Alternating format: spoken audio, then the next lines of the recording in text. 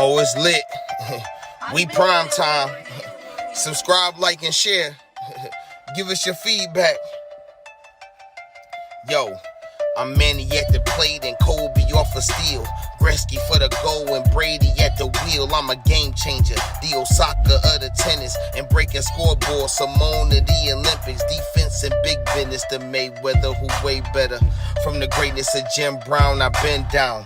Talking sports before I was off the porch. Screaming Bo knows while Jordan was playing horse. Late 80s getting torched by the drive and the shot. 2016 got a ring off the three in the block. They eased to forgot the cardiac kids. Price and Doherty, Bale in the Indian years. This who it is. Your host DeeTrynt, yo, that's a name banger. Come in the streets and talk sports with the game changer. Yo, your host DeeTrynt, that's a name banger. Come in the streets and talk sports with the game changer.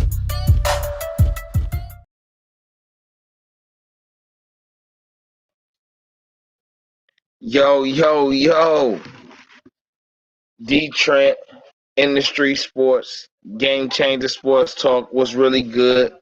All right, I had to go nostalgic today, man. I had to, bring in one of my big homie, man, one of my go-tos when I, want to talk about sports and make sure I'm on the right perspective, man. 216 work. What's really good, big bruh? He still getting it in right now. He gonna be on once in a second. But man, we gotta, here on Game Changer Sports Talk, we talk about Cleveland sports. Man, we talk about everybody, but it's really just about the land. You know what I'm saying? 216 all in. We got Browns escapades. We got Cavalier. Do we dare call it overachieving? I don't know. It depends on how you look at it and what you was anticipating, you know what I'm saying, when they got here now. But let's start with the big news though. Big bro, you locked in?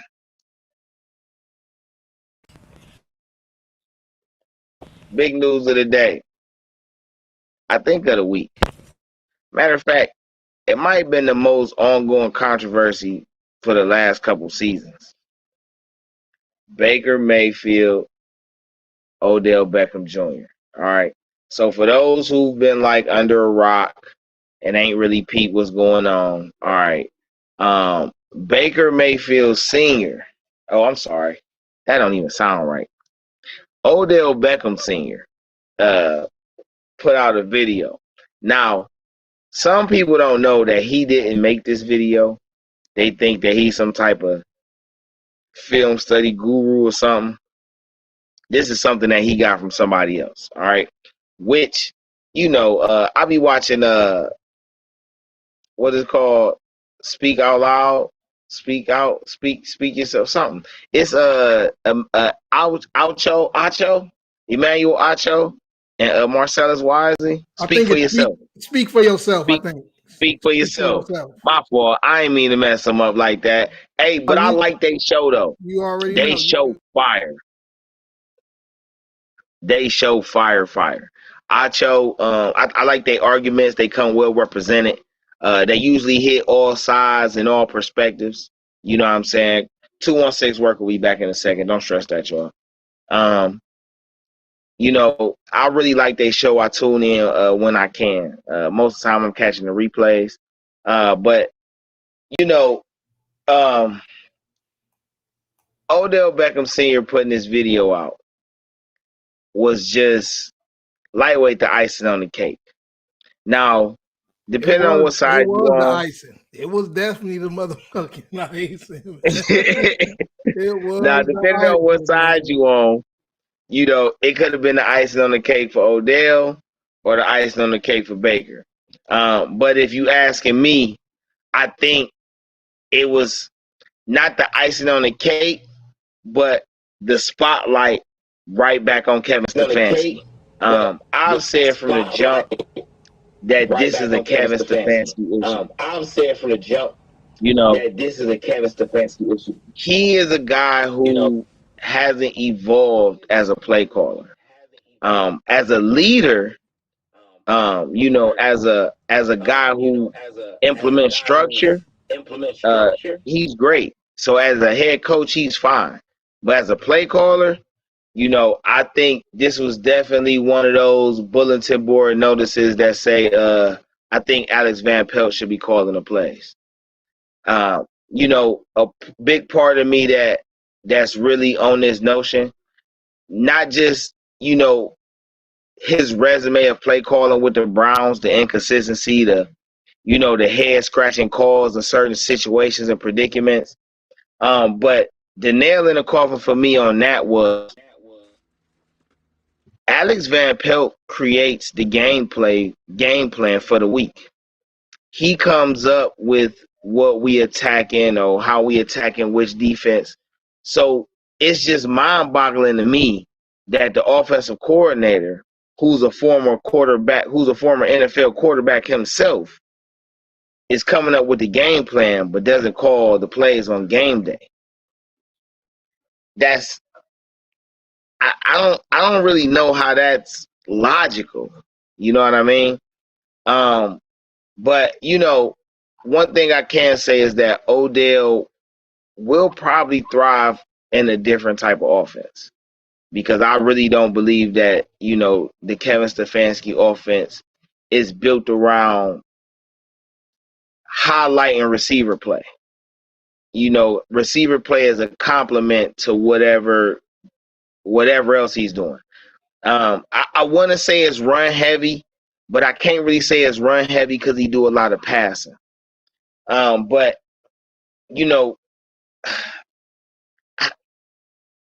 it's one of the things it's hard to put your finger on if you're just trying to be simple about, if you're trying to, I guess, get detailed into it. But in my mind, just looking at the whole body of work, the way he's operated, the different things that's been transpired in the 2 years that this regime has taken over for the Cleveland Browns, I just don't see Baker being on the team next year. And that wouldn't be far-fetched for me to say I don't think Jarvis might be on the team next year either. This is literally where I'm at with things. So why do I say that? All right, we doing a lead in, setting the tone. Why do I say this? For one, when a new regime comes in, they want to handpick the guys that's going to, lead their franchise to the next place, to that next level. The guys they build around, they want to handpick. One thing that this regime did that was smart, they left what was in place and just filled in the blanks where there wasn't anything. So we got all these good acquisitions in the off seasons. We made all these good draft picks. All right. But now the top of your chain, you're in a position to be able to go ahead and change them. And why are they in a position to change them? Because they didn't draft them. They didn't draft Baker. They didn't sign or trade for Odell. This regime didn't sign Jarvis. They have no obligation to them. But everybody behind them, they did acquire. They did draft Donovan Peoples-Jones and Anthony Schwartz and Demetric Felton. They did choose to re-sign Rashard Higgins. They did re-sign Chubb. They did bring in Kareem Hunt. A lot of these other pieces, they did bring in the secondary. They drafted the secondary, with the exception of Denzel and Greedy. And that's another conversation. But as far as, the basic structure of the team, I just feel like the worst thing that can happen to the Browns this year is they don't make the playoffs. And if they don't make the playoffs, that just gives, the general manager Andrew Berry even more reason to move on from Baker and draft or acquire his top receiving threat the way they want to. Because the guys that we already have will play a pretty good complementary role, if you asking me. 216 work, what up, baby? What up with it?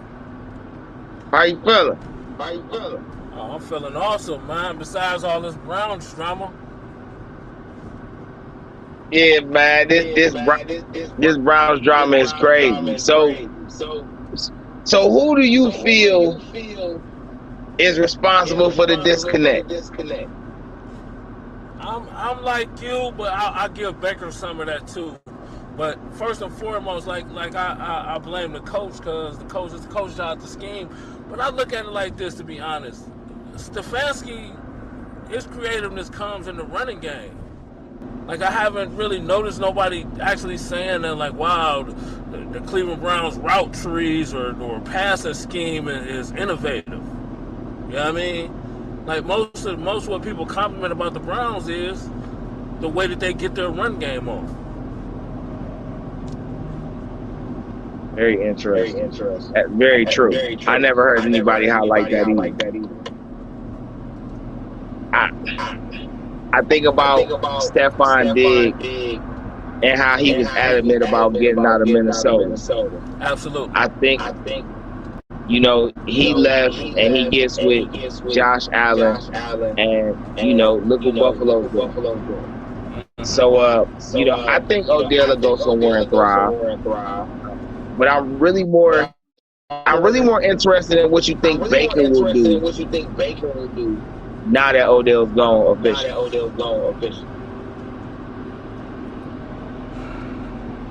I don't know.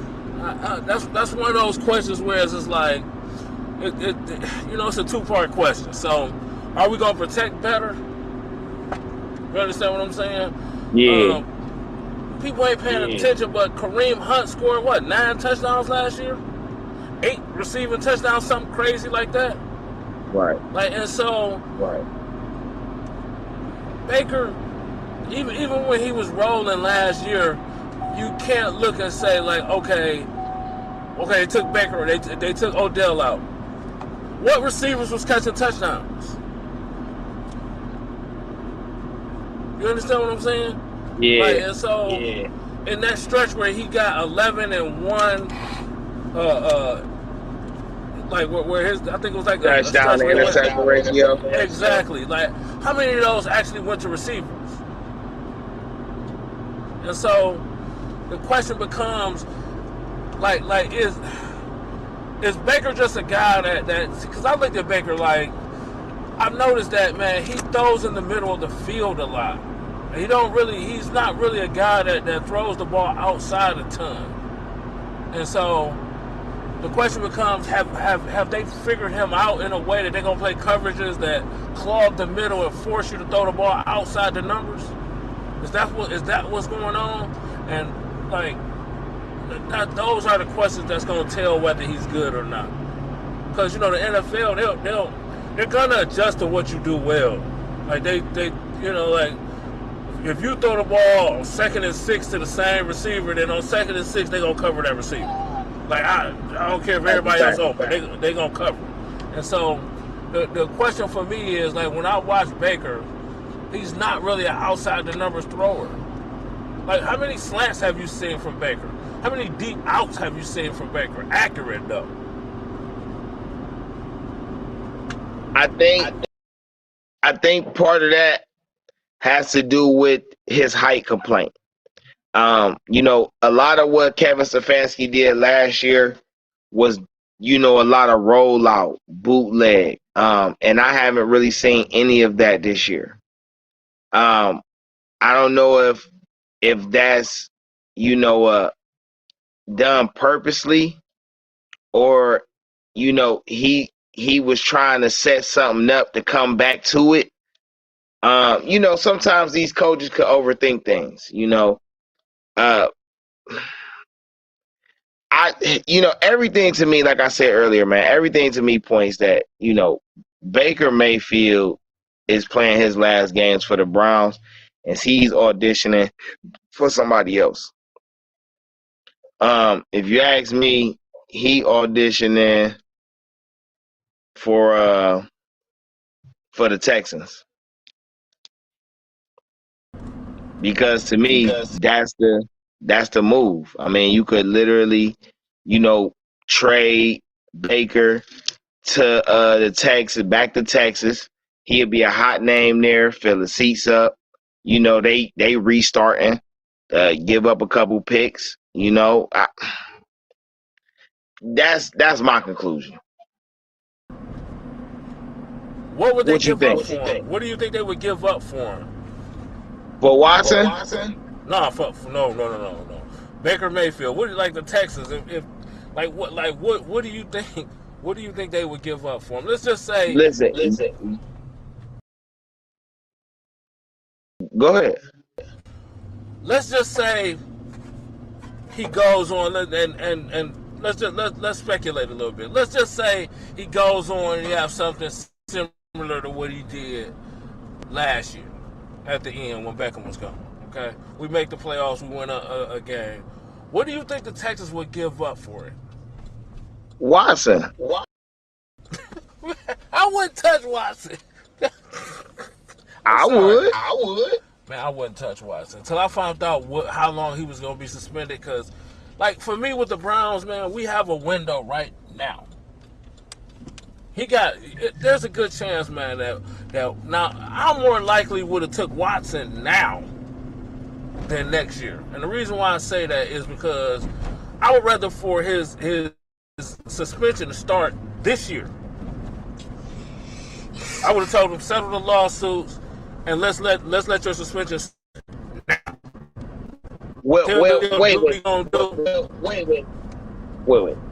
So you're under the assumption that he's going to get suspended, though. Oh, yeah, absolutely, is going to be suspended. Why would he get suspended? He's going to be suspended for the fact that 20 people accused him of sexual assault, and then Goodell's going to use the fact that he's going to settle the lawsuits with 20 people to suspend him. I guarantee it. Now, the question going to be whether he gets 6 games, which is supposed to be like your first thing, or a year. I feel like that he's going to be suspended longer. I feel like they're waiting because of the Ray Rice thing, right? They don't want to do it early and then something else come out. You understand what I'm saying? Right. He's going to settle. The word out of Miami was that he was about to settle the suits if he was traded. If he was traded, he was going to settle the suits. And the only reason why he's not in Miami is because Houston upped the price when they found out that he was going to settle the suits. Wait, though, but you do know one of the stipulations of him settling the suits, right? It's a non-disclosure agreement. Right. So this is where I'm under the belief that he's completely innocent and is going to get acquitted, because usually it's the other way around. Usually the people who are actually the victims want the non-disclosure so they can speak on their truth. But how is it that, the accused wants the non-disclosure, but the victims don't want to settle for that? This is where I'm not under the belief he's going to get suspended, because you have to. What is he suspended for? You can't say conduct detrimental to the team, because he never really did nothing to fuck up the team. You know what I'm saying? That's law shit that they chose to pick up that he has no, that's kind of out his hands. He still showed up to work. Absolutely. I don't really know. I don't really know. Look, so you follow football, so I know you're going to understand this when I say this. Ezekiel Elliott. Oh. Remember Ezekiel Elliott? Remember the girl admitted she was lying on Zeke. He still got suspended. Not for something he did, but he got suspended because a person that you was involved with put some stain on the shield. Just the situation you was in made us look bad. You got conduct detrimental to the brand. Exactly. So I got you. Exactly. I got you. And so, I just feel like the league, even without the information, is going to take that settling of the lawsuit as a somewhat admission that his conduct wasn't what they would deem as up to par. Professional. Exactly. And so I feel like he's going to be suspended. And the fact that Houston, been wanting to get rid of him, and then they get word that that's going to happen, start asking for more, made me really think like, yeah, it may be shorter than I think, as far as the suspension. Because when this first came, there were people in the league that said Watson had never played another down in the NFL. Bro. I don't believe that. Well, I don't believe it now. But remember how hot it was when it first dropped. That's a fact. Yeah. So to get back on the topic we was at, I just don't think Baker Mayfield will be here. It could be Russell Wilson. Baker could get traded to a team that's feel like they can do more winning and end up with a nice pick or two. But I wouldn't be surprised. Now it's totally feasible that Baker does come back. You know what I'm saying? If there isn't any other options really available. But I just wouldn't be surprised if he wasn't here next year. You know what I'm saying? Because especially if Stefanski not gonna give up the play calling. Because the type of team he running is built for a rookie quarterback and a rookie receiver to just follow the game plan. I'll say this. I see Rodgers as more of an option of you trading quarterback for quarterback. Because when I look at the Browns front office, their brain trust, for lack of a better term, they nerds. You understand what I'm saying? And they don't want these questions around the team. I mean, be totally honest. They don't want to answer questions about how you can this, that, or that, especially if somebody else is out there. You get what I'm saying? And Green Bay has no answer whatsoever with a roster if you keep the receiver, with a roster that if you just get pretty good play, you can flirt with the playoffs. You understand what I'm saying? Houston, on the other hand, their quarterback might be in high school, man. For the next time that they good, he might be in junior high. Let's be honest. I'm just being honest, man. By the time they come back, their quarterback might be in junior high right now, man. So let's see. How do you think this will affect Jarvis and Baker moving forward? I don't think it'll affect Jarvis and Baker at all. I mean, they fit more on the field anyway. Jarvis fits the offense more anyway. I mean, even if you go back to Minnesota, right? Thielen, an inside, really a guy that runs more in routes than out routes, right? He fits, and he was more of the number one guy, which is why Stephon wanted out of there. Jarvis is closer to Thielen, and Odell was close to Diggs. Odell is closer to Diggs. So styles make fights, right? And so I'm going to say that Jarvis becomes the number one receiver. And Jarvis, I always view him as a professional. And he lost in Miami. Once you lose and now you got a chance to win, you're going to do what it takes to win. I love you. You're my brother and everything, and I feel bad for how it went. But week to week, man, dudes like Jarvis Landry don't like losing. Right. Yeah, I'm a big fan of Jarvis, and he a big reason for the culture change. I view him as the overall leader of the team, and then Miles next, and then Kevin Stefanski. That's just really how I view the hierarchy when it comes to leadership. I would say Andrew Berry has earned the right to really be the top guy, just as far as, between them and just how things have gone. I really think everybody really respects Andrew and his staff. I really think everybody respects Kevin Stefanski and his staff. But this play calling is more of an issue for everybody than it is just OBJ. So I'm gonna ask, do you think Andrew Berry handled this correctly or incorrectly with OBJ? I think he handled it the best way you can handle it. To be honest, if I had a criticism of Andrew Berry, it would be that they went into the season or just trade him. You understand what I'm saying? Um, it becomes a point whereas somewhere between him and his coach, there had to be an understanding. Are we prepared to feature OBJ in a way that's going to make him productive? But even with that, and therein lies the Baker problems because OBJ was missed on targets 30% of the throws. And so even if I feature him, if you're going to miss 30% of the throws, that's like 1 out of every 3.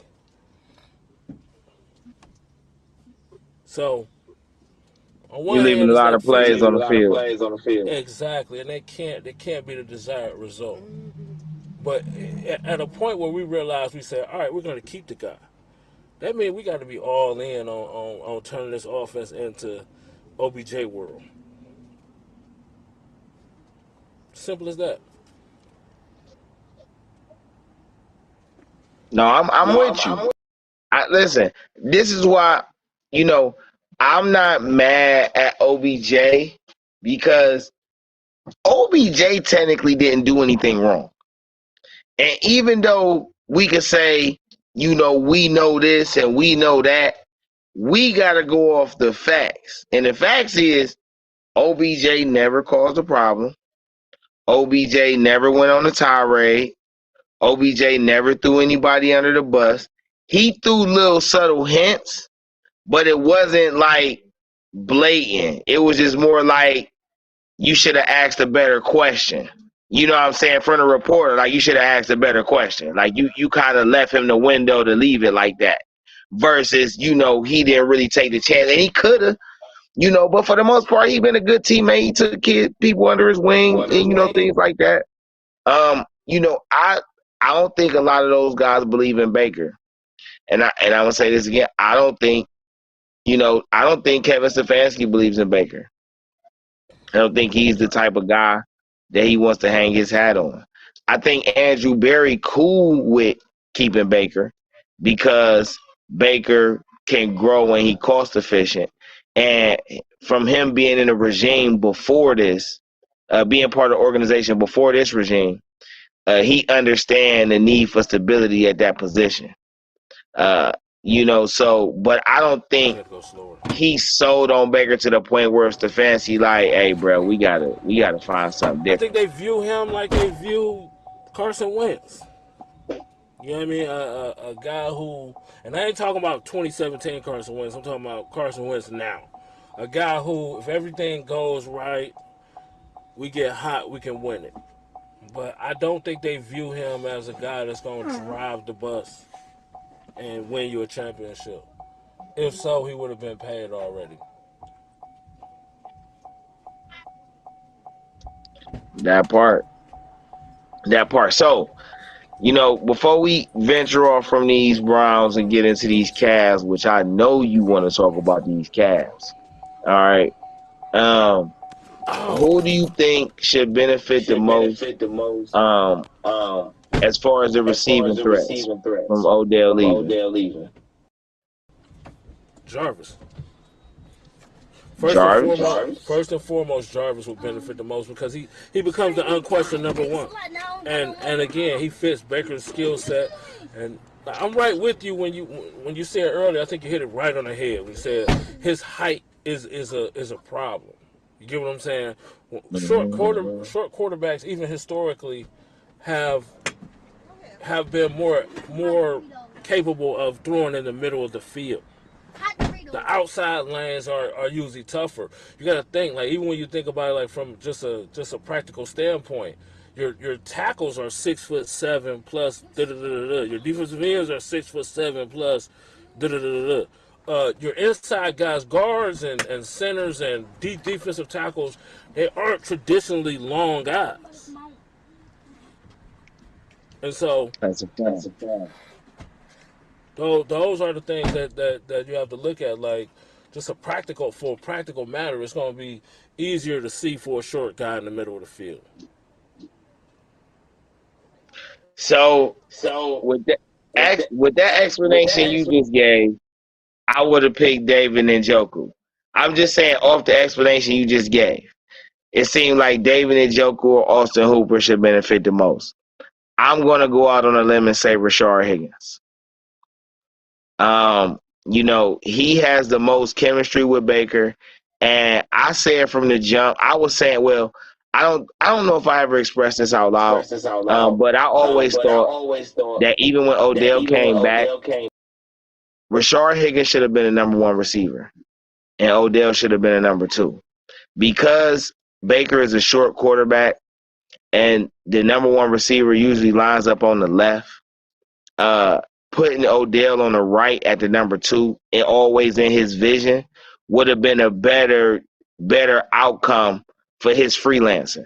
Because I do believe a lot of those plays, Beckham was just taking advantage of the defender versus actually running a route. In my opinion, I'm not really mad at that.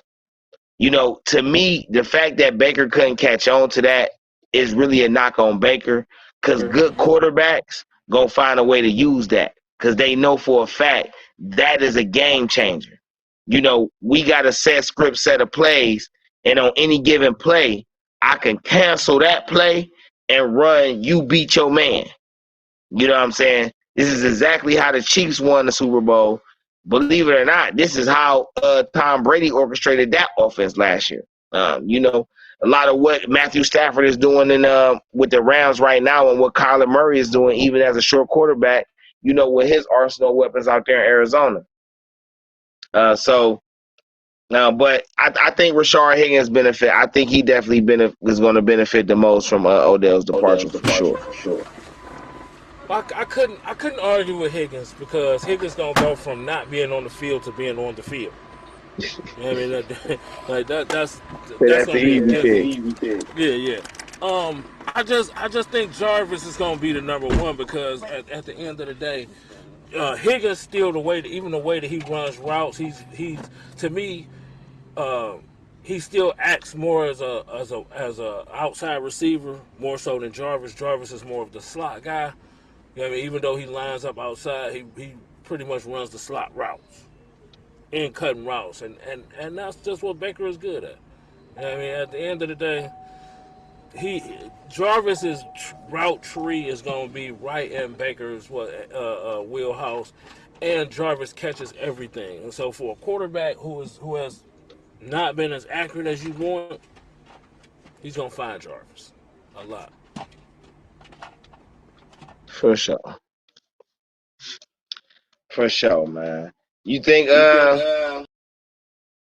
9 games left, how many the Browns win? Okay, first of all, the 216 mean I'm from Cleveland, so I'm going to give a disclaimer right there. I'm going to give that disclaimer. So I'm Cleveland all the way. I'm going to give us 7. For sure. We going 7 We start Sunday. Cincinnati, 1 o'clock kickoff. I think it's on CBS. Yes. Cincinnati gonna come in 5-3. Browns come in 4-4. So Browns win. They could tie for the division. They lose, they could definitely go sole place and last place in the division. Big game for them coming up. So Cleveland sports, Cleveland is a Browns town. It's always been a Browns town, but when LeBron came, we had to get back on our Cavs shit. You feel me? And the Cavs been under a lot of mixed emotions the last few years. There are those who feel like Kobe Allman isn't doing anything and he's just wasting Cavaliers' time, and there are those of us who feel like, under the circumstances, he's done very well. As we're 9 games into the NBA season, it seems like the latter of us sounds pretty smart. Cavs are 5-4. Came off a 6-game road trip where they went 4-2 actually. Well, it was a West Coast team play, but the last game was at home against Portland, which they won. But they went 4-2, making 5-4 all over the season. You know, I'm gonna start with what I want to start with first, man. Is JB Bickerstaff earning Coach of the Year nominations right now? I mean, after 9 games, I would say so, because people had us right back in the lottery. I always said when dealing with basketball, see, like basketball and football is different. I think a lot of people, because we live in a microwave society right now, I feel like they mistake. Like, so it's almost like a chef, right? I'm gonna fire the chef because all I gave him was some peanut butter and jelly, and he ain't make shrimp and grits. That don't make no sense. You understand what I'm saying? And in basketball, it's like, how many stars you got? How many guys you have that are exceptional? So a lot in basketball is built in the draft, unless you can get Kyrie Irving to take a vaccine and you can get Durant to sign with you and those type of things. If you're building in the draft, a lot of this stuff is luck. You know, they talk about, oh, this is a great front office. But the reality is you won the lottery and you got the #1 pick in a year that had great talent. You understand what I'm saying? Luck of the draw. You know what I mean? In football, you can build a squad.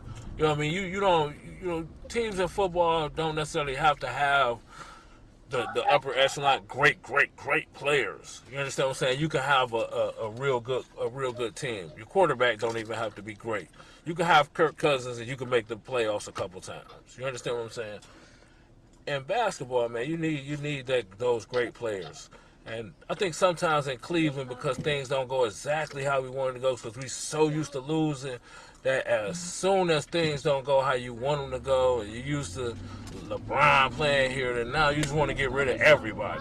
Like, I've heard some of the most silliest stuff in the world. Everybody want to get rid of Sexton, and he averaged 24 points a game last year. I'm like, okay, maybe he got the ball more because we didn't have as many scorers, but it still was an efficient 24 points a game. It's not like he's shooting 41% from the field. He's shooting 47% from the field. Like, that's on 24 points a game. That's nothing to sneeze at.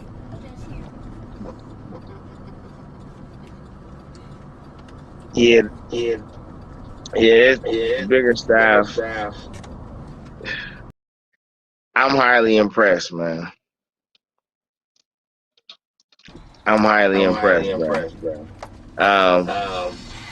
You know, I don't know if he's earned a contract extension yet. But you know, what he's doing right now is nothing short of amazing. You know, I'm waiting for the next game, feeling like the little boy neighbor in Incredibles. You know, Mr. Incredible pull up from work. He like, man, what you waiting for? I don't know, something amazing. Like, look.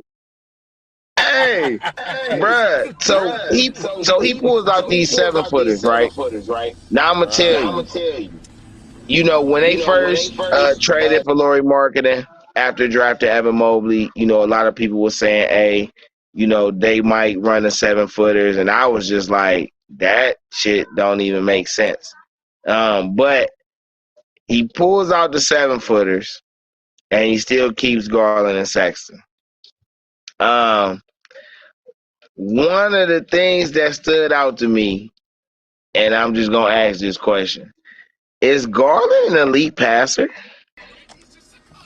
I think he's becoming one. I mean, I don't want to say he is right at this moment, because just like any young player in that position, you know what I mean, you the volume of assists come with the volume of turnovers. You know what I mean? I think in order for him to become an elite passer, he's going to have to cut down the turnovers. and that comes, a lot of that comes with age and experience. But right now, I just think he's on the road, so I think we're still watching it happen before our eyes. Okay. Is Jared Allen an all-star lock this season?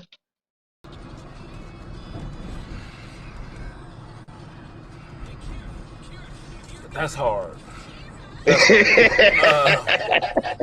In today's game, I don't think they'll give him as a center that recognition. I don't think he's gonna get enough dunk-ins and post-ups to put up 20 a game. Like I feel like, as far as the center position in the East, you're gonna have Joel Embiid, right, and then a bunch of forwards and guards. Like, I don't see him. Like I think he have to do something so extraordinary that you understand what I'm saying. I think he have to go 20 and 12 to even be considered as an all-star. I don't know, man. Right now, he at like 18 and 12, right? Hey, the Cavs got 7 players averaging double figures. Right. Bruh. But see, that's another. Go ahead. Well, that's another reason why I don't think he'll get there. Is because the Cavs, the way they do it and the way they're gonna have to do it is a balanced attack. So with 7 guys at double figures, I just don't see on a night-to-night basis him scoring 20 a game. You get what I'm saying? Right now, it seems like it because he's had these monster games, but I believe he averaging 15. I believe he averaging 15 and 11. Yeah, he doing like 15 and 9. I'm embellishing. I'm definitely embellishing. One more time. I'm in the fan club too. Don't worry. You the president. I'm the vice president. Man, listen. You know, I like him with the small backcourt. We gonna get into Sexton in a second, but I've always said Garland and Sexton's game complement each other, and I feel like they should play one-on-one more against each other in practice, because if Sexton used his jump shot more to start his offense, he'd be a lot more dangerous. And if Garland get more heart going to the hole, he gonna be a lot more dangerous. But the way Allen plays is a total compliment to what both of them do, and I really like it. Which leads us to, is he the future? I mean, it's only 9 games. You know what I'm saying? We really ain't seen a explosion from him. But what do you like most about the number 3 overall pick, Evan Mobley? What I like the most about him is his ability to move his feet and guard little people. I think his skill set combined with what marketing can do, meaning his 7 foot and move, the way that they can move, is what allows this to work. So when you can switch all 3 7-footers out on guards and it not be like, I got one, then you can play the big lineup. That's the problem with big guys. Usually when you got 2, 3 big guys, one of them not going to be able to guard little people. That's a fact. But he, did you see the defense he did on Lillard the other night? Guarding little people. You see what I'm saying? You don't see that out of 7-footers. You don't have too many 7-footers that would even be able to chase him. Just even think about it from this standpoint. So, one 7-footer blocks Lillard at the rim, right? Then Allen comes back, and at the end of the game, he's able to get a challenge on a 3-point shot. What other 7-footers in the league that you could look and say, okay, even 2 7-footers on the roster? You get what I'm saying? Like, what other 2 7-footers on anybody's roster that both of them could handle that? And if you switch those guys, Mobley definitely could challenge that same 3-pointer, and Allen could block a shot of Lillard's at the cup. And so You understand what I'm saying? They're versatile in a way that they can play on the perimeter and they also can chase down and block people's shots in the paint. I can't think of another 7-foot tandem, let alone a trio, but a tandem that both can play in those areas and be efficient and proficient. Okay. Yeah. What? You know, a follow up question. What do you think about Mobley's offensive game and potential? Okay, I think his offensive game has a long way to go. All right, but he's 19 years old, so I'm not worried about that. But with his defensive prowess, I don't think you have to score 20. I think you got to be efficient. I think he's going to learn a 20-foot jump shot, and I think 6 years into his career, he'll be able to step out and hit a three. He'll be more of a 35, 39% three-point shooter, and so what he can be is off the charts. But again, the question is, what's the roster going to look like around him? You understand what I'm saying? And I think Garland fits his game perfect. Once he learns how to play in the pick and roll, I think he's gonna be a monster.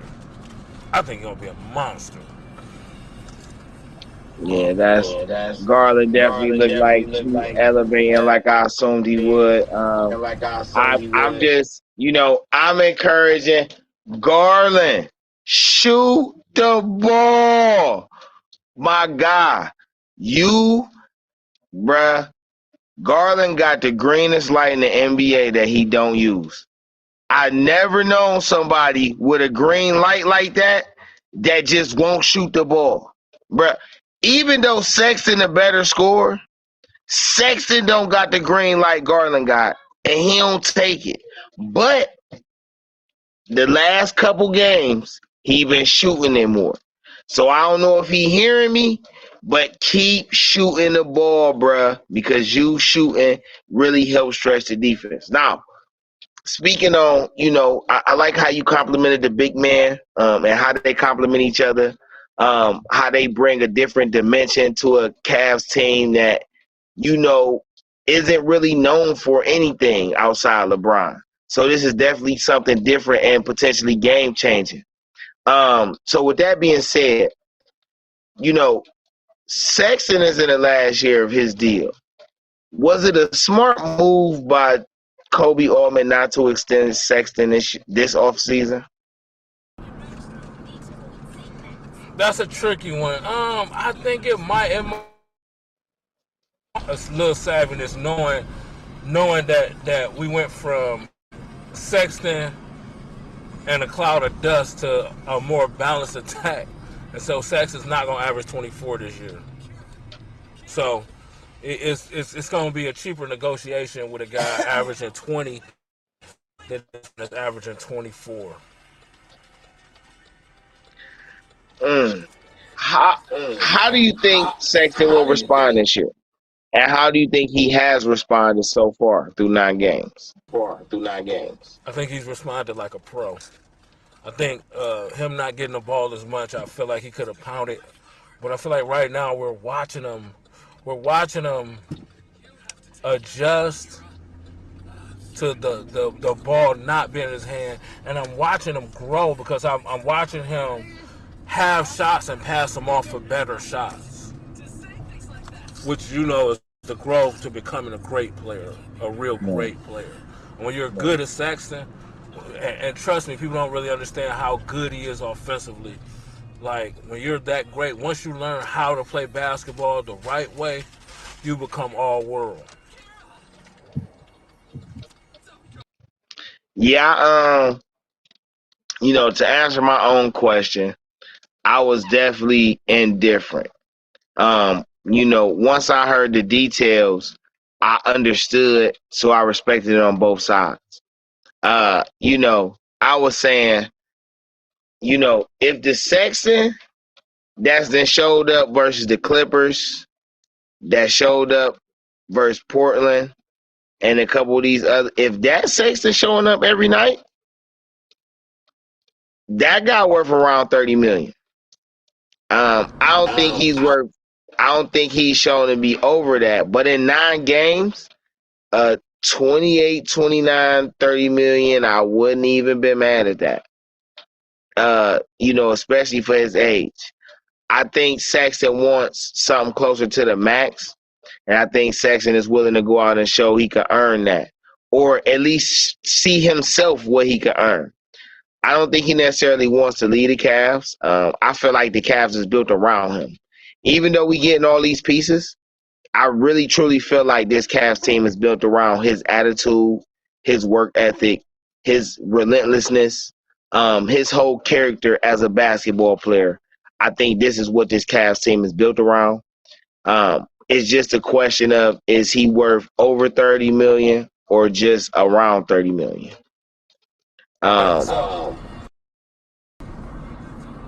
Okay, so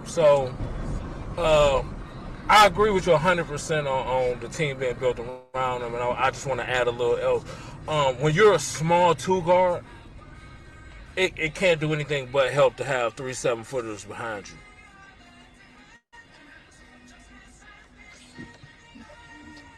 That's a fact. So we ain't even really talking about the third 7-footer. How do you like Lauri Markkanen's fit so far? And what do you think his evolution in this team will be as he gains more chemistry? Well, I think over time he's gonna find his spots more. I like the fact that he hits open shots. He's not as much of a 3-point shooter as I've seen him in years to come. But I think that it's been a change with the basketball, and a lot of the shooters aren't shooting the same way that they have in prior years. Like we seen one of them, Damian Lillard. I ain't never seen him miss that many shots in a game in his career. You know what I mean? Like looking at him, I just knew a lot of them threes was gonna go. We're talking about Damian Logo Lillard. Right. So you've noticed that some of the best shooters are struggling right now, or not shooting up to par, up to what they're used to, and I think that's kind of got something to do with the basketball.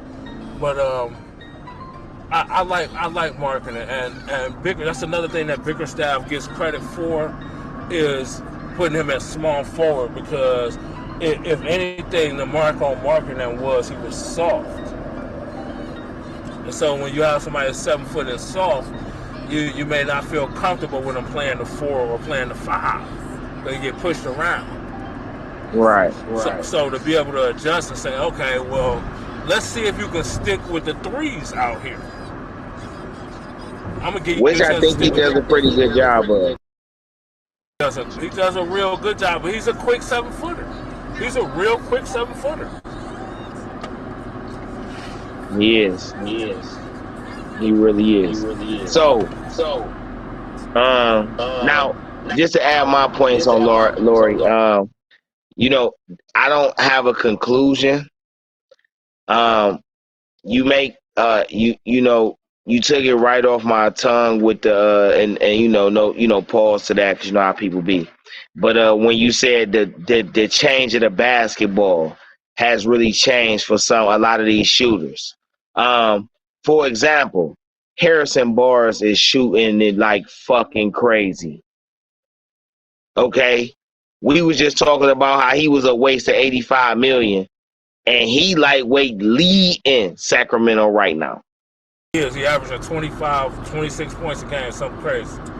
You know what I'm saying? We always knew he had these offensive game, but so it's like it would work both ways. We gonna see. But when it comes to Lauri, I just want to see him be a scorer. I feel like him being a scorer is the key to Sexton being able to score like he can, because Garland is going to get Mobley and Allen in the game, especially as long as he's shooting. But Lauri Markkanen being instantaneous hot is really the key. Is really the weapon to the 7-footers, because that means he's always stretching the floor.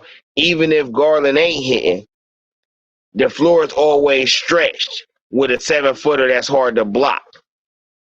So the jury's still out though when it comes to marketing. But I do like him, and I piggyback you when you say shouts out to JB for a smart move of trusting to see what he could do and let him show that he can fill that small forward role and provide an offensive punch and enough defense to allow his twin towers in the paint to really affect the game.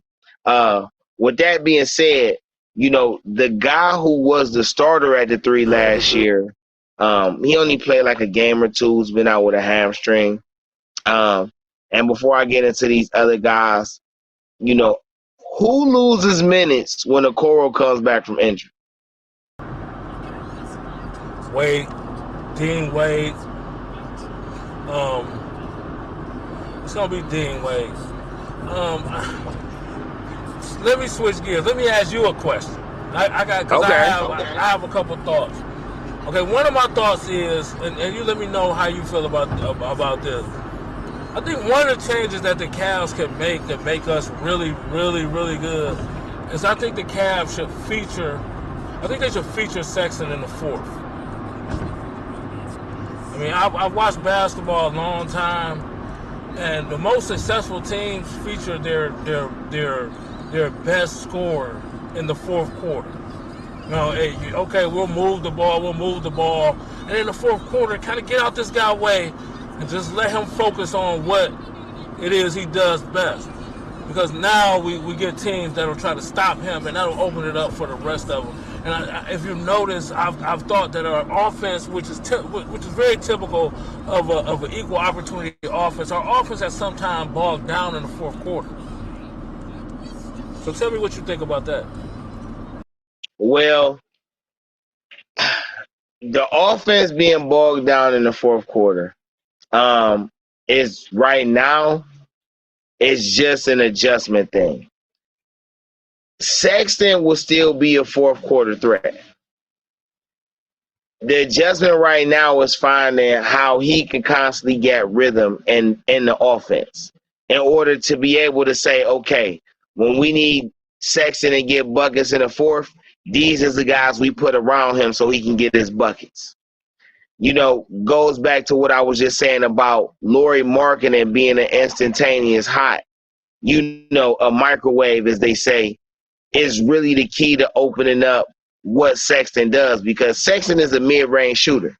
He can stretch it out to 3, but his scoring is in the mid-range and allowing that mid, and he quick enough for you. If you give him a step, he can go ahead and finish at the rim, whether it be off the glass or punching. Side note, he's bringing back what we lost with Kyrie. I don't know if anybody else sees this, but Kyrie was that guy for us, that could finish at the rim and didn't care who was at the rim. You know what I'm saying? And Sexton may not have as many finishing moves, but he has the same relentlessness and anger and ego when he goes. But I just think as they more gel, and as things, Okoro gets back in and gets in, I think we'll see around like game 20. I'm going to say game 20. Game 20 through 30, we'll start getting the answers to that question officially. Is Sexton still going to be the fourth quarter dominant? And is it room in the offense, in the system, for him to still do that, with each player emerging? You got another one? Well, let me come back off that. There's room in the offense because everybody got 1-4 flat. Get out the way. Everybody got that in the offense. The second thing I thought about with the Cavs was moving forward.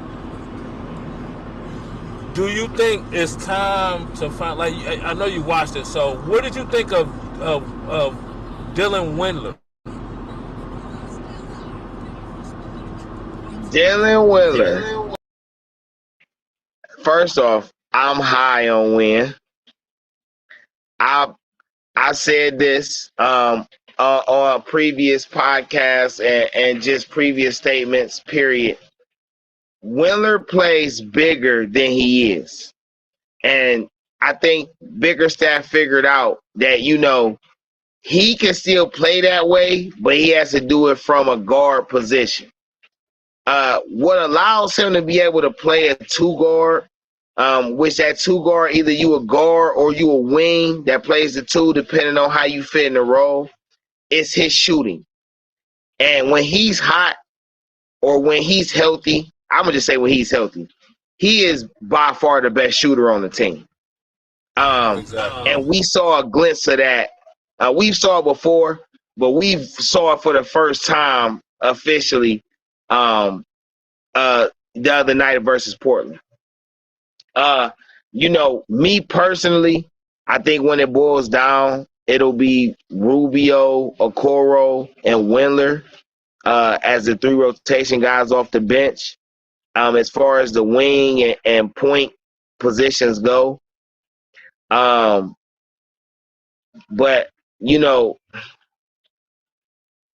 Kevin Love playing good, man. He looked bought in to me. $30 million to play $20 million a night will probably have me bought in too. But he looks like he's enjoying playing with these trees, playing off the bench with Rubio. He's aggressive. He's a quarterback. He doesn't look all the way back in basketball shape, but he damn sure look like he trying. And I think that's miles ahead of what I felt like he was doing the previous 2 or 3 years. Go ahead. Go ahead.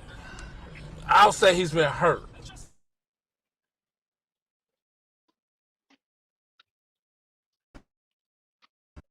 He definitely been hurt. Ain't no mystery about the fact he been hurt. You know what I'm saying? But I just feel like he's trying now.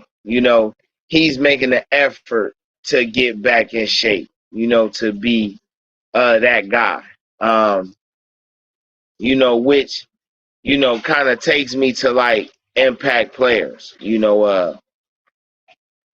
Outside of, what Jared Allen has been doing, multiple, 20 plus 20 point plus 15 rebound a games, multiple blocks, being able to check on the perimeter, getting steals. Ricky Rubio has really been like so instrumental to this Cavs team. His leadership, his coaching, the respect he's commanded or earned since he's came over. Nobody just wants to come to Cleveland. Cleveland isn't a place you just, as I tell people, nobody gets $100 million and say, hey, I want to go live in Cleveland, Ohio. Yeah, it's just not something people do, but he's really been really good for this team. I appreciate him buying in and being the guy he's been, really coming in here and really helping these guys thrive, helping instill confidence in these guys. I'm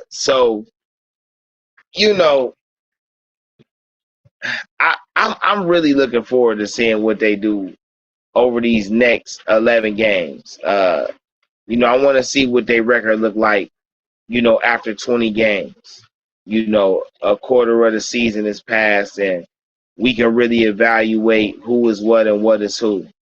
But Windler, boy, and Chetty, let's not forget Chetty. He has played very, very well. He has been the guy we wanted him to be last year. And I appreciate that, because Chetty can ball, man, and Chetty a good guy. Lamar Stevens is a guy who's really earning playing time. Dean Wade has been steady. He's been steady.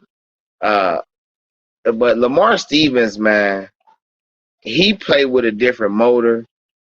He play on a different type of timing. I believe he has an offensive game that would help. He and Okoro, I like them kind of subbing in for each other. I feel like they do a lot of the same things. But he's earning a lot more playing time. My biggest concern with the Cavs is they need a young up and comer. We got Taco Fall. Hopefully he pans out and we won't, have to answer this question.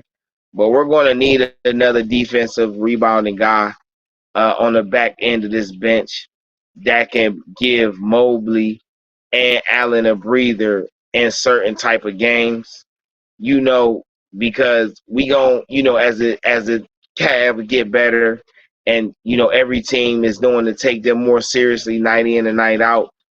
Strategy is going to play a big part of the game, and being able to dive into that bag for different scenarios and situations, especially ones that'll allow your stars to catch enough breather to where they can come in and be a little more refreshed and impactful.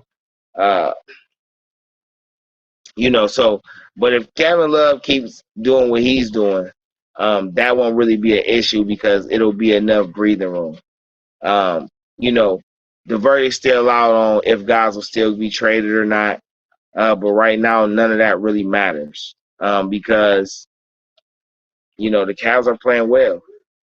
JB Biggerstaff is rotating guys well. They are impactful. Every team that comes to play the Cavs know they're in for a dogfight. This has been a pleasure, y'all. It's been a minute since I've been able to get up here with y'all and chop it up. We'll be back to do this again and speak more on. You got, more of the delicacies of the OBJ situation and where he might end up. Yes, dope show today. Huh? No, I was saying dope show today. Couple technical difficulties, but we good in the hood. What it do, Holy? How you feel about this? How you feel about this talk today? Oh yeah, it was straight, man. We was straight. And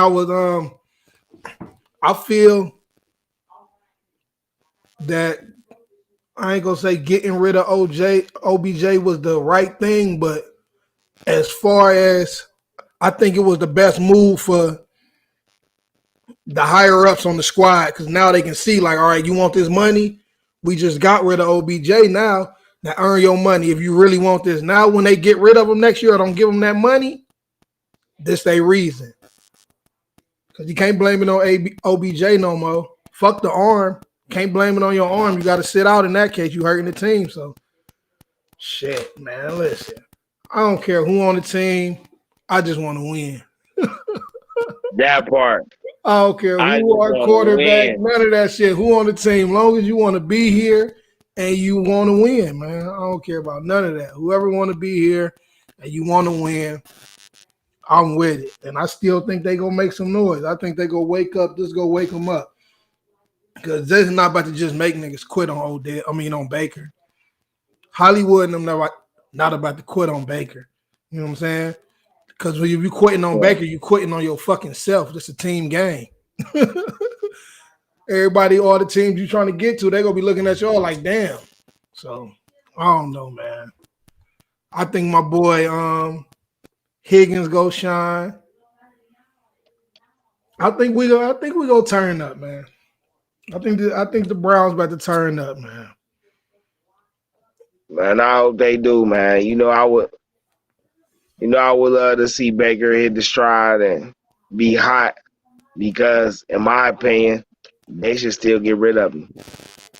It's not even it's not about believing in Baker. And, it's just one of those things where, we transition from Sashi to Dorsey. Sashi did something that we needed him to do to help the team, and then Dorsey did something that, we needed him to do. Right, everybody played a part.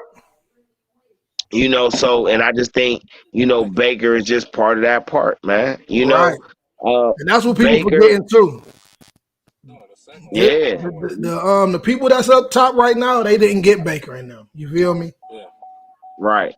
So So you gotta understand that too. Odell either. Yeah. None of them came in under what's my boy name? Barry. Andrew Berry. Andrew Berry. None of these boys really came up on Andrew Berry. He was there in the cut, but not at this position. So we gonna see what's up. Yeah, I feel like they want to get their own guy.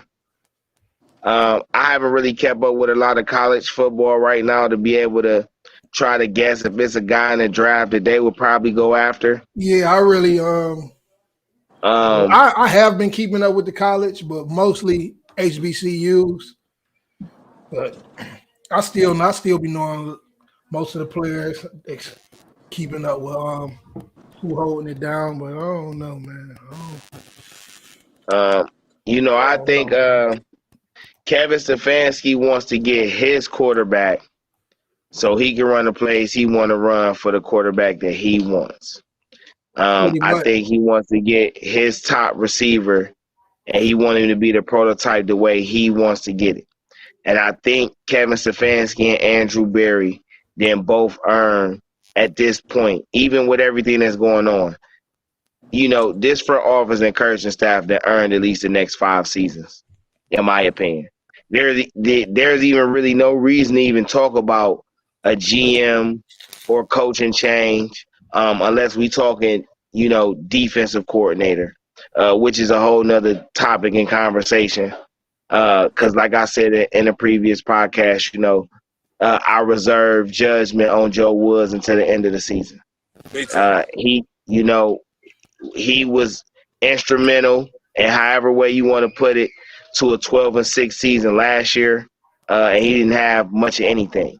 So now that he has something, he definitely deserves a whole season and a whole body of work to be able to adjust and do his thing.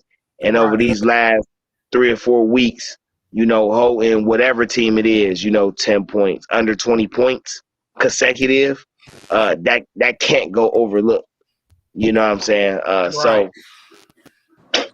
But so I like I say, I want Baker to get hot.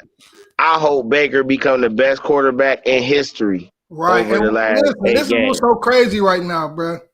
My timeline is full of so-called Browns fans that want Baker to fuck up this week. What's wrong with him, man? What the fuck, bro? This ain't even got nothing to do with Baker. None of them. This is about the Browns, bro. If you're a Browns fan, you don't care about none of this drama for real. You want to win. You know That's a fact. Why would you want him to go out here and throw all these goddamn interceptions and fumbles and all this old corny ass shit, bro? You ain't no Browns fan. You sound like an Odell meat rider or something. I don't know what's going on, bro. Fuck. Baker can still do his thing, and the Browns can still be like, all right, we cool on you, bro. Right. What the fuck wrong with him, man? Right. That's what I'm seeing right now. Is full of people wanting Baker to mess up this weekend. And I don't get it. I'm supposed to be Browns fans. Hey, quick question. Where you at with it, work? Man, I'm outside. I ain't gonna lie. I'm outside the dollar store. I've been moving around since we started this thing, man. So interesting, man. But I got a quick question. Do either one of y'all think that the Browns will go after Kirk Cousins? Wait. You gotta turn your phone up, son. No, he hold on. Let me turn this mic up and shit. Oh, wait. Don't do nothing yet. Don't do nothing. Wait. Don't turn it all the way to full blast. He gonna turn you up. Okay. He should be good. Hello? Yeah, can you hear me? Yeah, there you go. Okay, so do either one of y'all think that the Browns would go after Kirk Cousins? Now, we all know the Minnesota connection between Stefanski and Kirk Cousins is a free agent at the end of the year. I don't think so. I don't think. I don't know. You can go ahead, bro. I was gonna say I don't think Kevin Stefanski wanted Kirk Cousins anyway. I think that was his whole reason for being able to come to the Browns, and that's why I'm emphasizing that Baker not gonna be here next year. I don't think Stefanski wanted to get rid of Odell. But the fan base majority and most of the Browns backers are behind Baker. Yeah, they Odell was sick gonna till we lose die. regardless. Yeah, they on the 6 mission. They said if you ain't with 6, you ain't no Browns fan. It was a hashtag going crazy. You ain't with 6, you ain't no Browns fan. They serious. So you gotta understand, as you said, work, we dealing with a front office of nerds, all right? And nerds know about case studies and people's tendencies. And as much as we want Baker to succeed and do his thing, we all know at some point Baker gonna show why he not on top tier. You know what I'm saying? And that's going to be more than enough reason to keep Stefanski on what I think he ain't moving off of anyway. He want to be able to draft his quarterback. He want to handpick his quarterback. He want to handpick his top receiver so they can run the offense he want to run. You know what I'm saying? So this is, I don't think Kirk Cousins is even in the conversation. If he free agent next year, if he do come, he'll be on the pine just because he know he probably can do something with him. I don't know, but I doubt it. So do y'all have Kirk Cousins as being worse than Baker? One more time. He said, "Do you think Kirk Cousins is worse than Baker?" Of course. I think so. Kirk Cousins is what he is. He's a playmaking game manager. As crazy as that sounds. He's not a game changer, but he can make plays for you as a game manager more than just an average game manager would. Baker Mayfield can be an elite quarterback, but you have to literally build the entire offense around Baker. Now, if you don't do that, then Baker's floor is a game manager who can keep you in games. What keeps Baker from being elite is his inability to read plays pre-snap. His defense, his ability to read coverages is piss poor, especially for a guy drafted number 1 overall. So I don't even think talent-wise Baker and Kirk Cousins is on the same level. But Kirk Cousins is taller. And, height play a factor.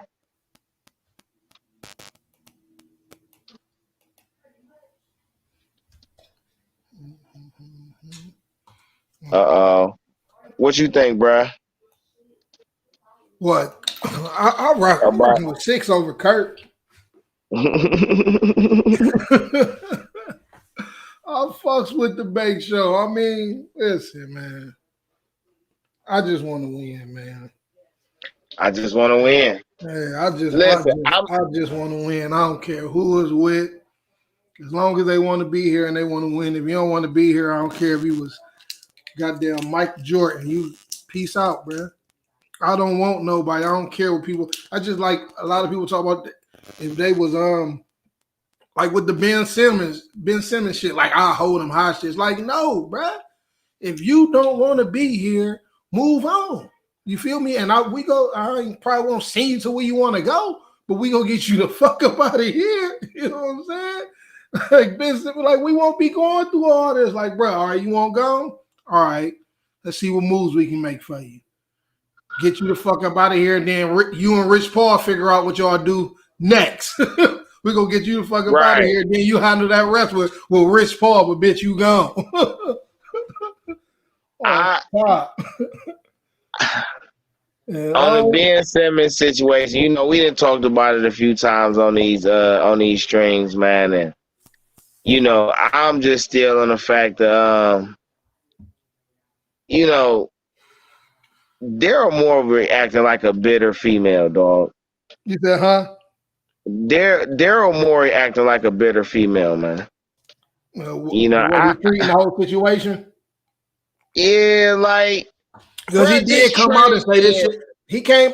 That was him that came out and said this can go on for 4 more years, right? Yeah, but you know, in hindsight, he making it seem like Ben Simmons bigger than the team.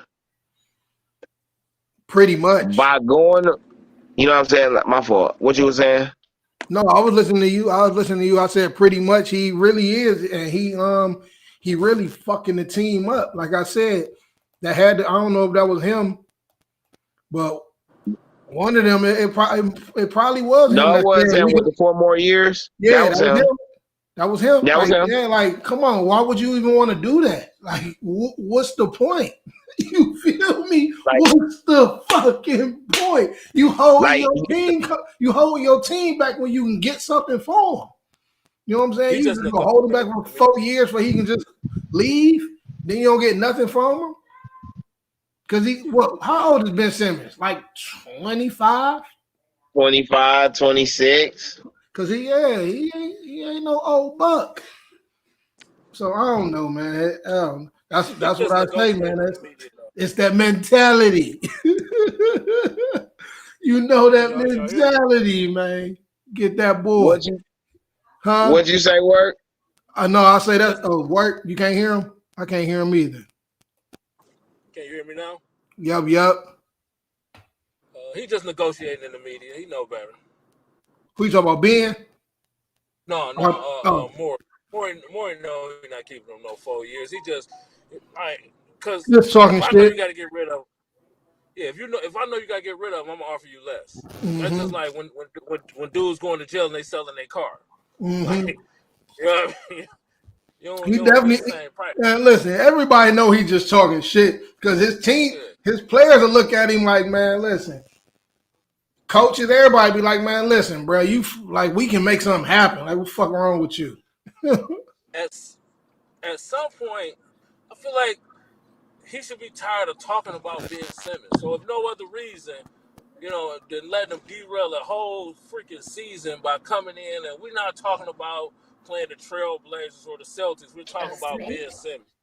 Mm-hmm. Like at some point, it just becomes it's distraction.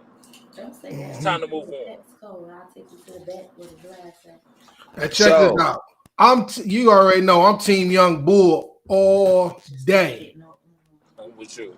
But would you do a package to get Simmons that include Young Bull? If Tyrese Maxey is part of the package. That's not going to happen. You know they going to give up. Definitely when it comes to the Cavs, they going to give up one player. If Tyrese Maxey is part of the package, yes. Hey, I'm going to say this. With the current lineup we got, I don't think he fit. Hey, and that's how I'm feeling. Actually, wait. Hold on. It all depends who stay healthy. It all depends who stay healthy. Well, if we, I say it like this. First off, I'm gonna be the first person to say, if we make a deal with Philly, I don't think the player fit is Ben Simmons. I think it's Tobias Harris. Because I think Tobias Harris can come over here and play the 3 and give us everything that we need. But that's not the player they're giving up. Wait.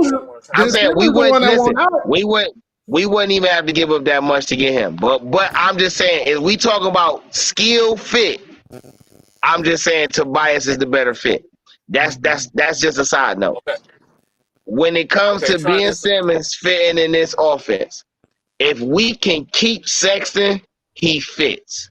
If we have to give up Sexton, he don't, because then you either got to trade Love right now.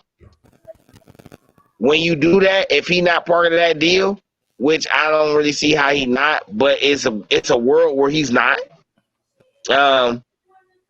Or you gonna have a lot. I love Love, and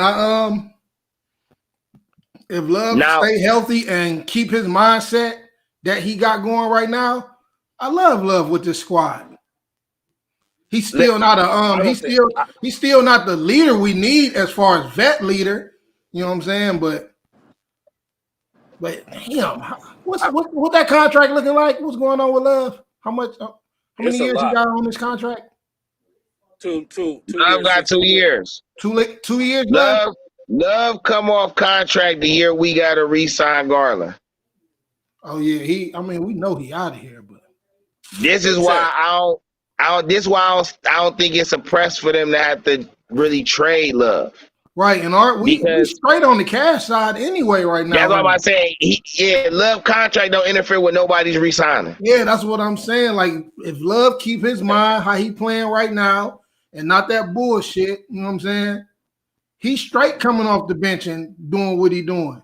Because he's with Simmons on the with Simmons. We speaking with Simmons. With Simmons. Hey, I got questions. Yeah, right. No, yeah, we speaking with Simmons. Oh no, not with him. I think he'd have to be in that package. Y'all hear me? Yeah, I hear you. I'll question how Allen, the young boy that we just drafted, and Simmons fit together. I think you're gonna have the same problem you got with MB. Is that a lot in what they gonna do? They occupy the same point. Simmons don't have no jump shot, so whatever team he play on, he gonna operate like the center. And Simmons play more a point guard, but listen, earlier. No, say what you're saying, bro. I'm gonna say, wait. Let me throw this in there. If Ben Simmons comes to Cleveland, Ben Simmons going to shoot the ball. Yeah, I'm gonna be the first. I don't know if I'm the first person, but I'll be the first person to tell you this. Ben Simmons just don't want to shoot the ball in Philadelphia. Hey, listen, bro. I'm trying to tell you, and Garland. Yeah, like y'all was saying, Garland, he looking like a passer. Garland is a passer. Garland is a point guard, like one of them old school mother.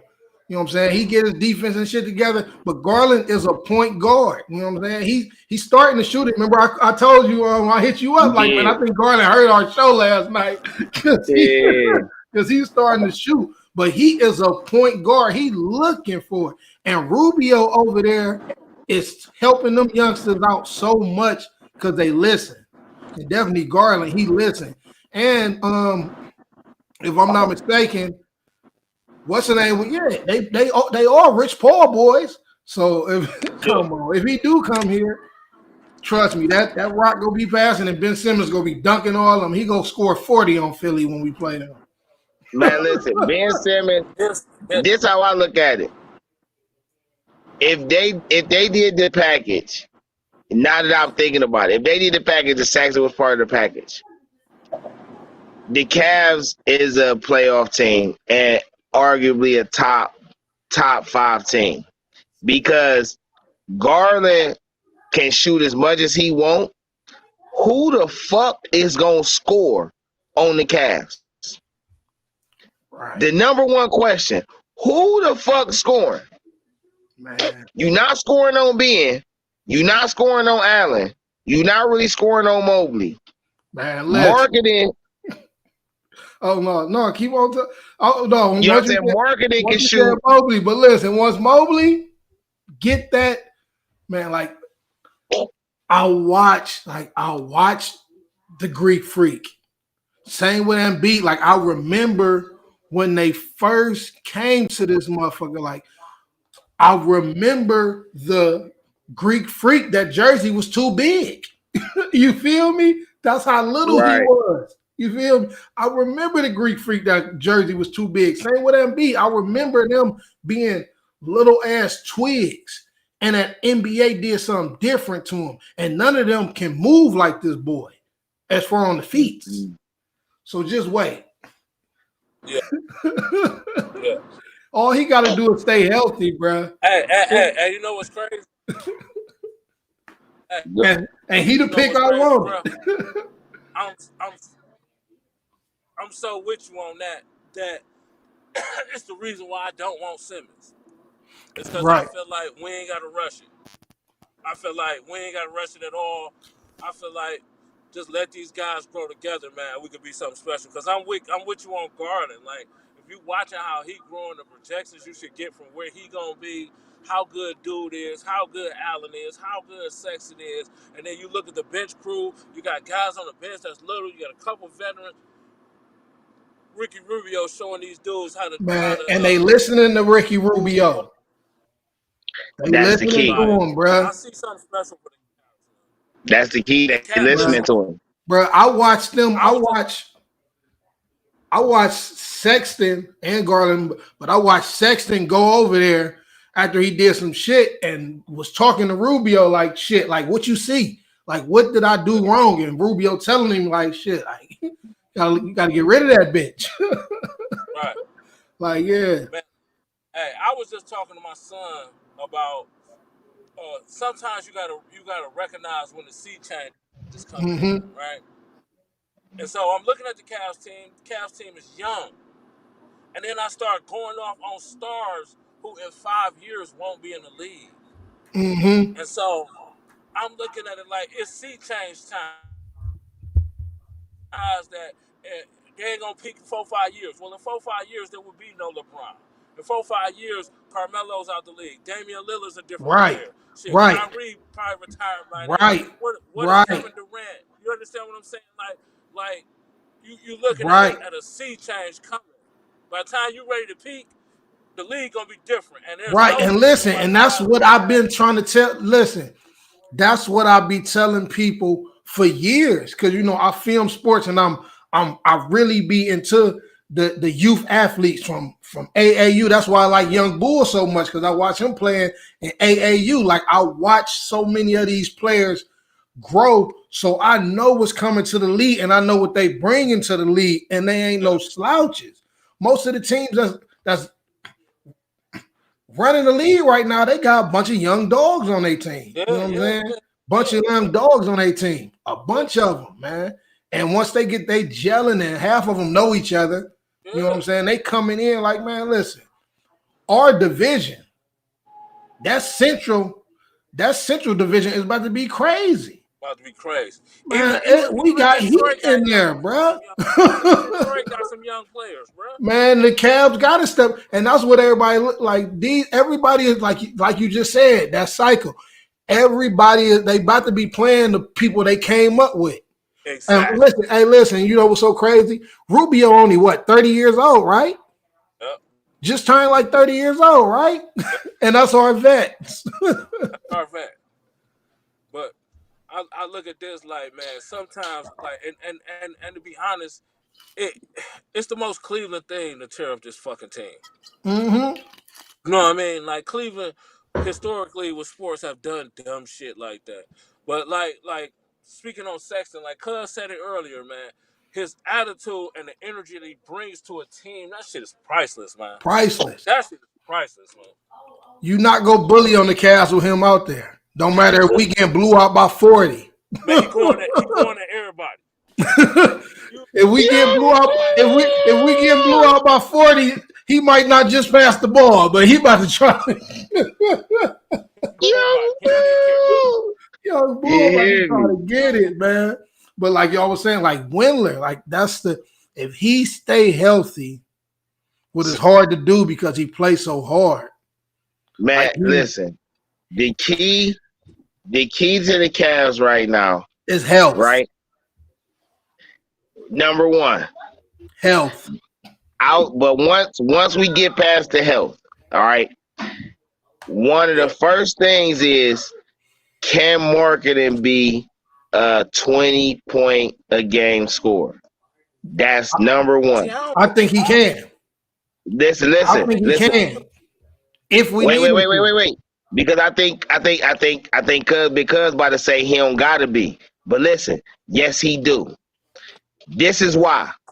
Marketing need to be able to hit 5 to 7 threes a night. All right? Whether them threes be from some 3-pointers and some and ones, because his ability to stretch gonna give him the ability to drive. But Marketing has to put up 20 points a game in this offense, because Mobley is not going to be required to. He's an extra defender, and his scoring is extra. Allen is the defender. and he's just going to get points off cuz. But you need a second scorer to go with Sexton because Garland is the facilitator who could score. He ain't, so it's like everybody has a role. You know what I'm saying? Hey, if Marketing don't play his role, Sexton can't really thrive the way he need to. I'm gonna say and listen, Okoro is a bucket getter. Once he get that shot, and you see that shot starting to fall in, but he always been a bucket getter. He always can get buckets. Shooting, they want him to shoot the threes and all that. Like, he won the best 3-point shooter. But as far as getting buckets, he can do it. And he can play some defense. And but I think big long average. I think that's why. But I think that's why. And once again, we got to go back to JB in this Coach of the Year nomination, even though it's just 9 games. Man, because, you know, I love me some JB, man. Yeah, because the idea to bring Okoro as the backup 2 was just smart. All right, you got Sexton, who is defensively, you know, kind of handicapped. And then, you know, Okoro, whose offensive game is evolving. So, but his defense is stellar. So just making them the 2 guards was smart. You know what I'm saying? And then now, because Lauri Markkanen needs to provide you a certain service, that's going to give you more room to bring in a Sexton or a Windler. You know what I'm saying? And then because, you know, there's going to be times where Mobley and Allen have to both be off the floor, then that gives you room to, you know, move Love to the center, you know, play a little Stevens, play a little Wade. You know what I mean? But that move right there, you know, just add to what you was just saying about Okoro, that's why I like the move. You know, Garland and Rubio are the points, Sexton and Okoro are the 2s. I'm with that. I can grow with that. Mm-hmm. And by by year 3, you're not gonna be able to leave Mobley open from nowhere on the court. Guaranteed. I'm telling you, bro. That's how he worked, though. You see, right now he confident when they leave him open up top. Stop playing with me. He own it, and he's shooting in their face. That part. What you were saying? Because he disappeared. Where he go? All right, he gonna chime that in when he come back in. You say by year 3, Mobley anywhere from the court. Man, listen, they ain't gonna be. I'm trying to tell you. And I just said that's my Cali boy, but listen, I'm trying to tell you. You know who I wanted? Who did I want us to draft? We got it. Shit. Man, I was on that. You know, I was on that trade too. Yeah, we did the show. We did the draft show. Good. We needed Evan Mobley. Hey, I think marketing breaks down as long as marketing can shoot 40% from 3 and average 12 points a game to 15, I think we're gonna be good. And what you said earlier, y'all was saying like Market didn't know that they was calling him soft. That's why he owned it the way he owned it right now. He playing different. You see how he came down and punched on motherfucker. He like, listen, that shit dead now. Because he knew that was what it was. You know what I'm saying? He knew that's what he had on his jacket. They were saying he was soft. He ain't on it no more. But he also ain't got to bang with them centers either. He ain't got to bang with them. You know what I'm saying? Do a little switch off, but other than that, listen. Right. All we got to do is stay healthy. You know how it go. Hey, you know how it go, man. That's the same reason why Kevin Durant didn't want to say he was 7 feet. Because they say he's 7 feet. And all of a sudden, they like, go and get your ass down there and play center, nigga. You got Embiid tonight. You see how they did AD? AD did not want to play no center. Hell no. Wait, so they ain't trying to wrestle with them. So listen. What is it gonna take for the Browns? What is it gonna take for the Cavs to be a legitimate playoff team, to show you that they're a This year? legitimate playoff team this year. This year? Yeah, this year. This year, go ahead, work. All right. What they're gonna have to do for me to show they're a legitimate playoff team is they're gonna have to fix the fourth quarter. They're gonna have Yeah. to like That's what like I I was gonna said say. before. Look, like I said before, traditionally the teams that have been good and legitimate playoff teams, even if they play an equal opportunity offense in the fourth quarter, they break down and let somebody go get buckets. So you consistently can look and say, okay, in the fourth quarter, we're going to try to get shots for this guy. You're going to have to stop this guy, and then the offense will rotate around that. The equal opportunity offense, I think, is fine.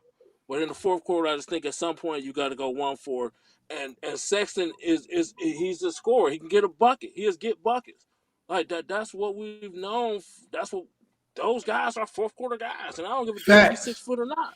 Facts. Listen, you know what's gonna be Facts. And that's the the only thing right now. They playing. They had a lead and they let that lead go. But you know, Cavs been doing that for years. You know what I'm saying? But with this group right here, that's exactly what they doing. They had a lead and then just like take their foot off the brake. And that's what JB was telling me the other day. Like, man, that's not like once we got our foot on there, keep it up. If we not scoring, you better play some fucking defense. You know what I'm saying? Wait. What type? Go ahead. Wait. This what you saying is going back to work point of good teams. All right, when they get to this crunch time, they have a lineup. Okay, for the way JB is coaching this team, the hard pill to swallow is that lineup is going to have to be centered around Sexton playing the point. Sexton playing the point, not him being on the floor, him playing the point. And what you're going to have to do is you're going to have to let Sexton run with this shit going to sound so crazy. You're going to have to let Marketing and Mobley be your bigs, and you're going to have to run Windler and Okoro. You ain't going to be able to just run with you don't need no vets. That's some bucket getters right there. Hey, them bucket getters for real. You got a Cora Mobley who can hold down the paint and perimeter, and then you got a couple shooters. And that's gonna be the pill to swallow because that's gonna be the lineup. I wouldn't have no problem with them running that lineup, but I would just question. I would want him to play with Rubio as the two guard, the traditional two guard. Say that again. You know what I mean? I said I don't have a problem with it if they ran them at point, they ran that lineup. Maybe you start the fourth with that lineup. You get what I'm saying? The quick one. Let's go get buckets early. But hold up. Was he talking about DeeTrynt? You was talking about crunch time though, right? In the fourth quarter. I'm talking no. No. Crunch time, and I've always been a proponent of this. Crunch time depends on your hottest five. When you get down to the end of the game, who your hottest on defense, who your hottest on offense. That's your combination of five.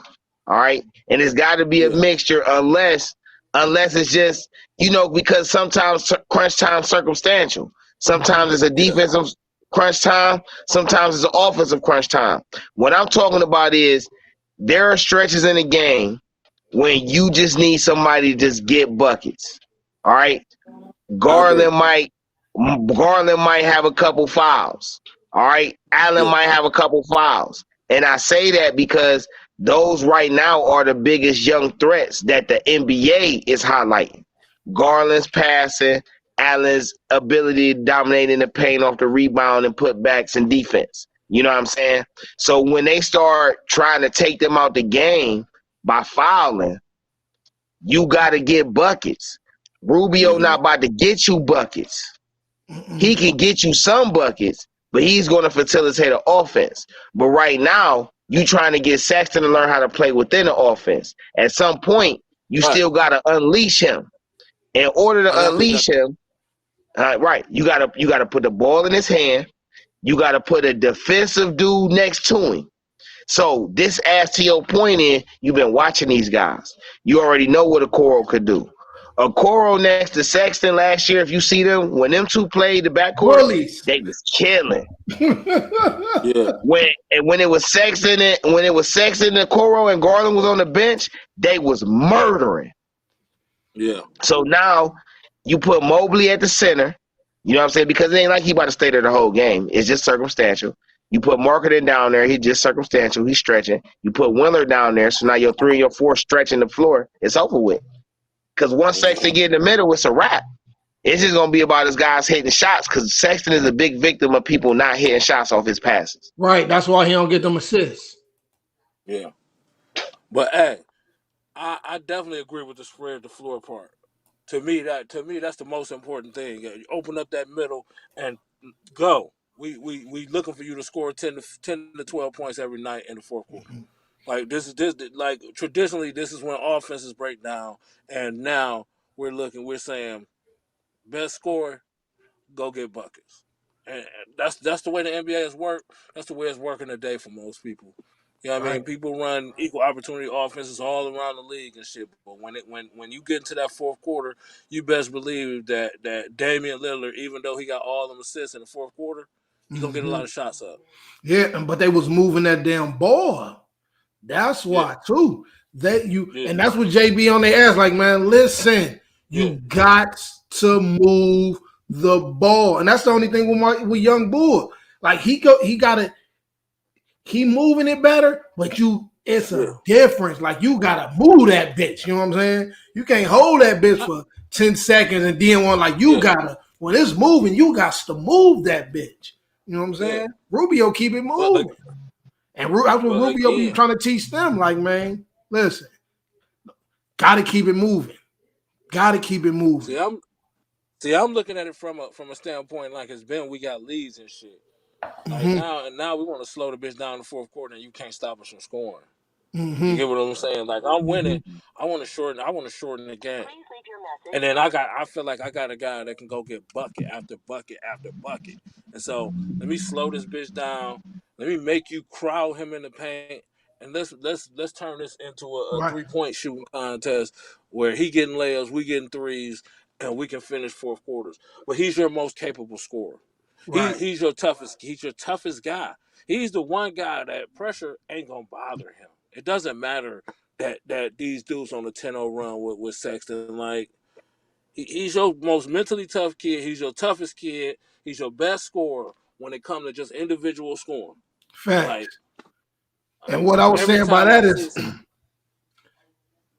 like I said, he as far as moving the ball, still control the pace though. You know when to move it, but still control. If they know Sexton go just hold this motherfucker. If they know whoever got the ball, they just go hold it for a certain amount of time, and they not really about to move it. And you know one thing about Sexton, it'll be too late. You know what I'm saying? And they don't be ready for it. Like most of them, most of the teammates and shit, like people would think Sexton about to shoot it when he about to pass it when he holding it so long. You know what I'm saying? And like you were saying with them assists, a lot of what game was that, man? Damn, what game? I don't know if it was the Lakers, but it's just like they wasn't. And AC said it too. Like, man, it's like they not ready for it when he hold the ball for a certain amount of time. They think he about to get young boys. It's true. They used to him. But I look at it like this. I look at it even with us playing this 1-4 set and running the clock down on most of these possessions, you still like. We still can move the ball around, but we ain't rushing into the set. You get what I'm saying? I at no point do I want them to hold the ball. You get what I'm saying? Like everything I want them to do is go quick, but it's just the way that we approach the offense. And they can't stop him. That's why the young boy. They can't stop him when he go like that, man. Let me get in here. So this is where I've been saying, okay. The whole root of this issue is because Sexton's way to initiate getting in rhythm is dribbling to a mid-range shot. That's just, saying it vaguely, all right? Sexton has to start getting in rhythm off the jump shot. not only just for the sake of the team, but for the evolution of his game. Dude, you are an undersized two guard. You have to be a known threat off the jump shot. Just period. Yeah. When you catch the ball, a person has to think he might shoot that bitch and be scared, be fearful of you shooting it. So when he starts doing that, I think he got that. Yeah, he getting I it. They do start, too. a lot of them respect it. A lot of players around the league, they respect the bull. They know he gonna turn up. Play better. I think as we play better is when the fear comes, because it's like when y'all don't have enough, you can do what you want to do. Like you gonna score 30, but y'all gonna lose. I'm not scared of you. You know what I mean? Like at the end of the day, I'm not scared of you. But as you start adding players, and then now the stuff that I'm giving up leads to wins for y'all. Now I start worrying. Now I start looking like, well, let me get up on this guy. Let me try to take some of this away. You get what I'm saying? And right now, the Cavs is in the stages of proving that they actually can win, which in itself is going to bring a different level of anxiety for people that's guarding our better players. That's a fact. That is a fact. So, tonight in about an hour, about 75 minutes, Cavs gonna be tipping off against the Toronto Raptors in Canada. I think Scotty Barnes is playing tonight. So how do y'all feel about this matchup tonight? And you think the Cavs gonna go to 6-4 tonight? Who we playing tonight? Damn. Toronto. Oh yeah, damn, that's right. We up north. Yeah, Cavs winning tonight, man. I don't care who the fuck on the squad. I don't care who injured tonight. They got a depth right now, and everybody got something to prove. Cavs winning tonight, man. Look, I'm gonna be judicious in the way I say this. The 216 with my name is real, so I always think we're gonna win. That's the first thing. But I would pick us to win tonight. But I also realize that Toronto's been secretly playing well. I really don't know who they've been playing, but I looked at their record. Like they're winning. I thought they was gonna be deep in the lottery after losing Lowry, and so you know what I mean. Like, yeah, they got some young boys over there though. Yeah. They got some people over there. The people picking players in Toronto, they're good because those ain't high picks. The Ananobis and the other tall dude that was playing with Kawhi, and even light skinned jump shooter. So they've been able to still get good players, even though you understand what I'm saying. They're not in the lottery. So I respect what Toronto's doing, but. Come on, Cavs, let's go. Yeah, who Love and Mark, them the only ones that's out tonight, right? I was about to get into that. So Lauri Markkanen, Kevin Love, Isaac Okoro, all are not playing tonight. Right. We still young into the season, so we all three of us understand that it's still a filling out phase and all that, and we all just commenting off what we seen thus far. With that being said, though, with those three guys out, that leaves a lot of minutes on the floor.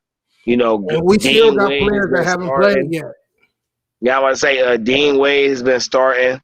Chetty has put together consecutive nice games. Windler came in with a nice game. I think for the matchups we have tonight, you'll see a lot more of a Lamar Stevens. So how do you think those guys will fare tonight against a Toronto team? Gary Trent Jr., Ananobi, Scotty Barnes playing. Who else they got? Precious Achua. I think is Dragic playing too with Van Fleet? I don't know. But I only follow American teams. That